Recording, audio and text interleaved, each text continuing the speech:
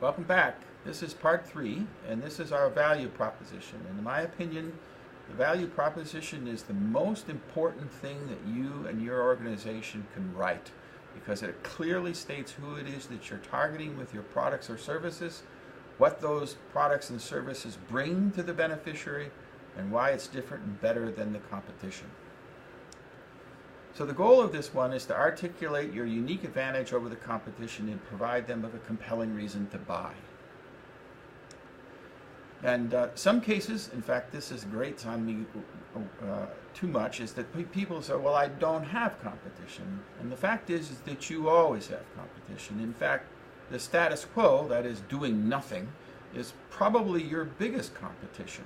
So how do you motivate people to make changes?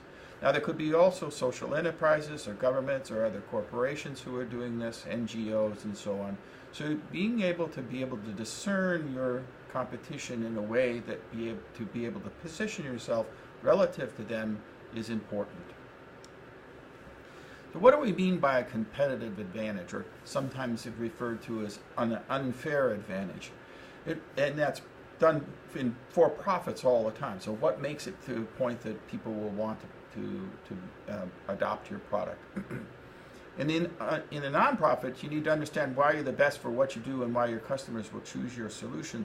And there's simple things like lowest cost or the greatest value at the highest function, easiest to use or educate, or most widely used. In many cases, what you're asking people to do is to change their behavior. So think about the types of things, the use model. That is, how is the customer going to use the product or services in a way that is easiest for them to adopt. And so incremental adoption is also a good strategy in any kind of a new product or service that's being brought to market. There are two ways to think about how to map your competition. So one is to take that value proposition that you're writing and think about the two primary benefits or three primary benefits that you're bringing to the market. And then map your competitors in a two-dimensional matrix as to how they fit relative to you in this. So there are actually two ways you can look at your competitive situation and map your competitive situation. And one is a simple two-dimensional matrix that looks at your competitors relative to what you think your primary benefits are. And going back to Skills Tank, they had length of the program and the increased employability. So in this example, what you see is the competitors, they're mapped in this simple matrix relative to your position. And this helps you be able to clarify where you are positioned relative to your competitors in the benefits that you think are most important about your product or service.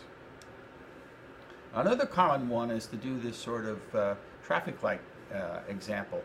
So again, what are the alternatives and the benefits? Length of the program, cost, schedule flexibility, track record of success, and then you have your enterprise relative to the competitors, where red is that it's a problem, green is things are great, and yellow is you don't have any distinct advantage. Again, this is a function of just trying to understand the competition in a way that makes most sense to you. Either one of these examples work.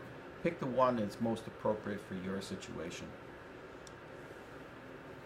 The thing in this example and this deliverable is to write the value proposition. And this is very, very important. So value proposition is a brief description of your organization and the value it provides to the target customer or beneficiary, and why they choose your product or service over other alternatives. And we ask you to write this in a very rigorous way. This method was suggested by a famous author named Geoffrey Moore, who wrote the book Crossing the Chasm. And what this helps you do is by keeping it in this fundamental structure, to write it in such a way that is so clear that then as time goes on you may be able to amplify, but by doing it in a disciplined way you'll be able to say who it's for, who is your target user from our previous module, what they need, so what is the application, what is the service that they're going to provide, your product in the product category, and it provides the compelling reason to buy. So that's the thing that's going to cause people to change their behavior or part with their money. And then we go to the competitive positioning. So unlike your primary competitor, which in some cases maybe do nothing, your product then has these primary differentiations, and that makes you in a position where you're able to command market space and also be able to extract value.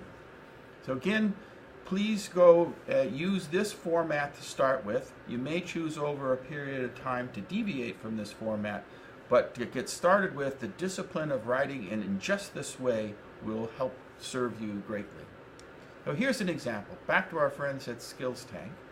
4 unemployed or underemployed high school graduates in rural West Sanderos region who need flexible work. Skills Tank is a training program and placement service that provides the skills needed for flexible and high-paying virtual work.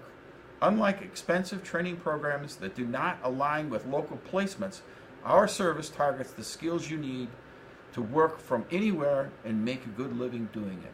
So this is a nicely crafted example of a value proposition that talks about your target market, the benefits that you bring, the differentiation from other products or services that are available.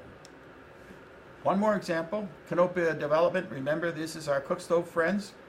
So this is for households in rural communities, Kinopia, that cook daily over 3 stone fires, basically open fires. KDA provides clean cook stove solutions that saves the customer money and encourages long-term usage.